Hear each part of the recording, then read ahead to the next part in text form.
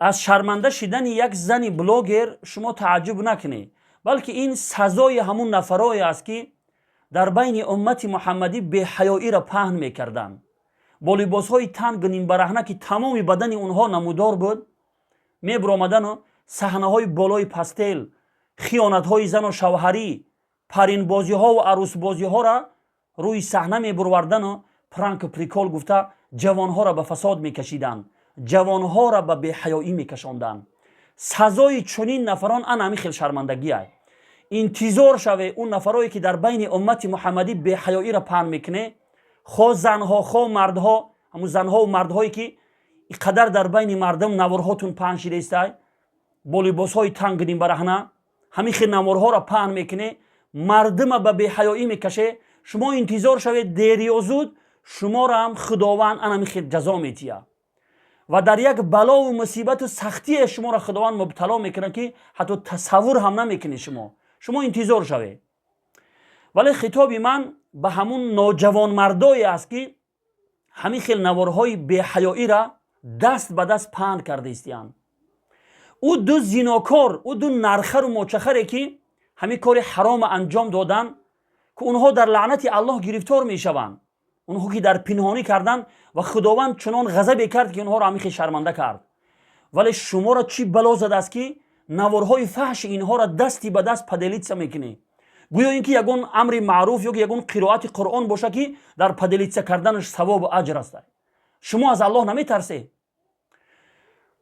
خطاب من به شما است ای نوجوان مردا، ای کسایی که همین خیل نوارهای فحشای همین خیل شرمنده ها را شما به دیگران پهن میکنه. شما اگر همین خیل نوارها را پهن میکنه انتظار عذاب دردناکی از جانب الله باشه. این وعده پروردگار است. خداوند در سوره نور وعید سخت میکنه برای اون نفرایی که فقط دوست داشتن که در بین مسلمان ها بی‌حیایی پهن شود. اونها بی‌حیایی را خودشون پهن نکردن، بلکه فقط دوست داشتن که در بین مسلمان ها بی‌حیایی پهن شود. برای آن همین خیلی نفرها خداوند وعید سخت کرد. فرمود ان الذين يحبون ان تشيع الفاحشه في الذين امنوا لهم عذاب علیم فی الدنیا والآخره. بیگمان برای او کسایی که فقط دوست داشتن که در بین مؤمنان بی‌حیایی پهن شود، عذاب دردناک است در دنیا و در آخرت. ای کسایی که بی‌حیایی را پهن کرده، همون نوار فحشا به شما رسید، چرا اون شما ادالید نکرده؟ چرا همون نفر فرستادگی را شما یک نکیر نکرده؟ نگفته که از الله بترس، این خیلی نوارها را پهن نکه به من روی نکه، بلکه گرفتی بود با چند دوستای دیگه‌تون روی کرده.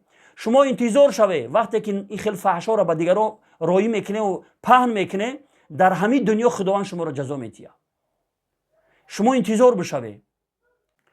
البته اون نفرهایی که این کاری عمل زنا را، عمل فاحشه را انجام دادن و نواربرداری کردن، اونها را انتظار شوند که چه مصیبت ها و سختی های در انتظار اونها هستند. شما انتظار شوه خداوند شما را چه خیل جزا و عقاب میکنه که شما حتی تصور کردن نمیتوانید. انتظار شوه.